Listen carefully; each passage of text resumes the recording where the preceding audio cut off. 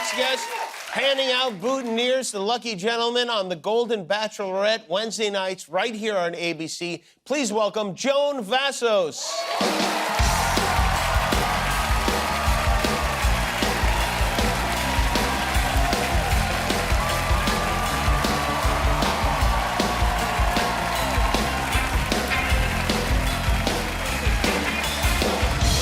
Do you feel golden right now? Are you surging? I feel platinum. You feel platinum? That's even better. Even better. You shot the last episode of the show when? When was the last one? Right at the beginning of August. So we've been done for months. Oh, wow. Now. So what's happening now is either something horrible has happened or you are hiding. You've got a guy stashed somewhere in hiding. Maybe more than one guy. I don't know. You don't have to. Do the rules say you can only pick one, or could you take a couple if you wanted? I haven't read those rules. I guess you could have more than one, but like that would be like a great soundbite for Jesse. Never seen before on the Golden Bachelorette. That's right. You know, Never before, for the first time. For the first time ever. In Golden Bachelorette history, I haven't seen it written down, so I guess. Okay. All right. Yeah. Can I ask you another question about just the kind of just technically how it works? Do you pick a guy and then the guy is expected to propose, or do you propose to the guy, or none of those things? How does that work? So it's happened many different ways. There have been, like traditionally, the guy proposes to the girl, but there have been bachelorettes that have proposed to the guy. And then there have been seasons where there's no proposal, and they leave with nobody, or they leave with like a committed, maybe, relationship. And which did you choose of those things? I chose two, like you suggested. How old's your mom? 92. Is she watching the show? She loves the show. Okay, so this is really fun. She lives in a retirement community, and like she's so excited that I'm the Bachelorette, and she tells everybody in the world I can't walk into, and it's a huge community, and if I'm anywhere near the community, she's standing out front, like telling everybody, my daughter is the Golden Bachelorette. My daughter's the Golden Bachelorette. In every elevator we go into, every restaurant we go into, she tells every waiter, I mean, the people out in the parking lot. So I'm at my hairdresser's like 2 or 3 weeks ago, and she said, this woman comes in, she says, we have this crazy lady in our building. And she keeps telling me that her daughter's the Golden Bachelorette. And my hairdresser said, well, is her name Mary? And she said, yeah.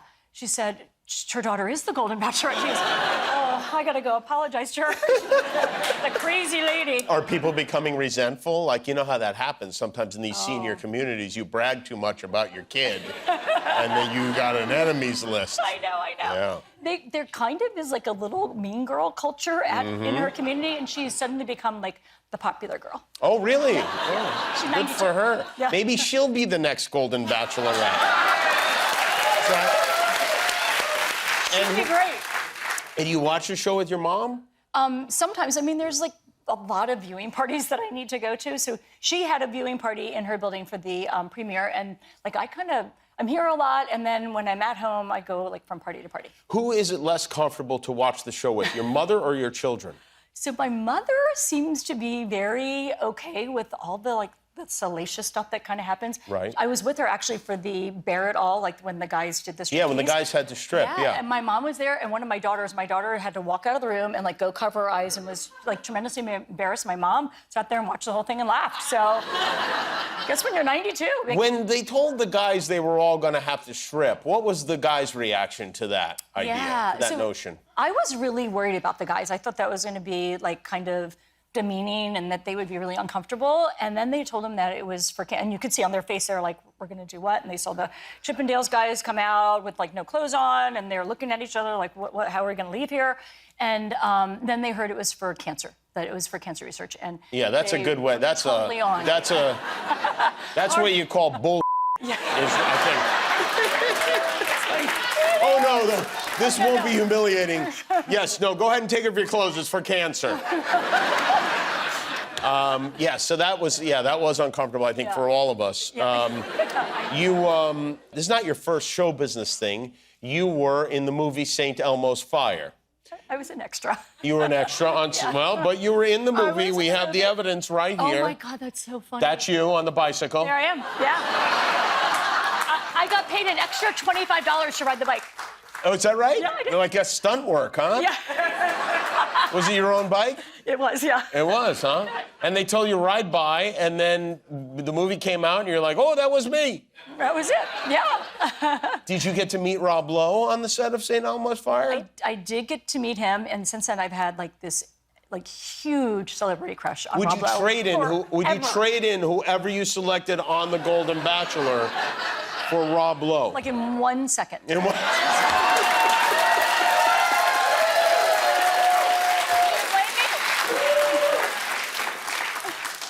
Have you seen Rob since then? Is he aware of this? He is aware of it because I said this on ET, and then they had a red carpet with him, and they mentioned to him that I had a big crush on him, and if he would give me some like advice, dating advice. Well, wouldn't that be a great ending?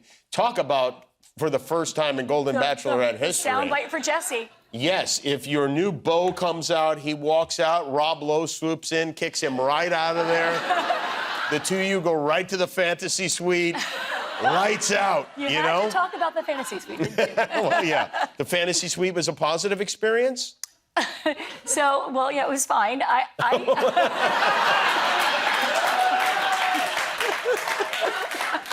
didn't mean it like that.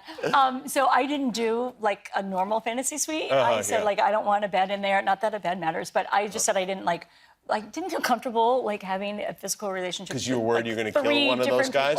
Yeah. Yes, I was worried about that. I forgot my defibrillator, so I couldn't do it.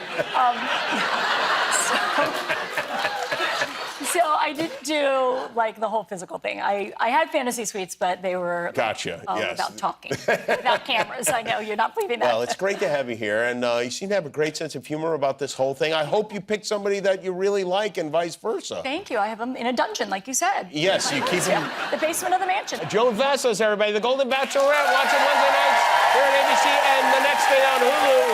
We'll be back with Royal Lotus.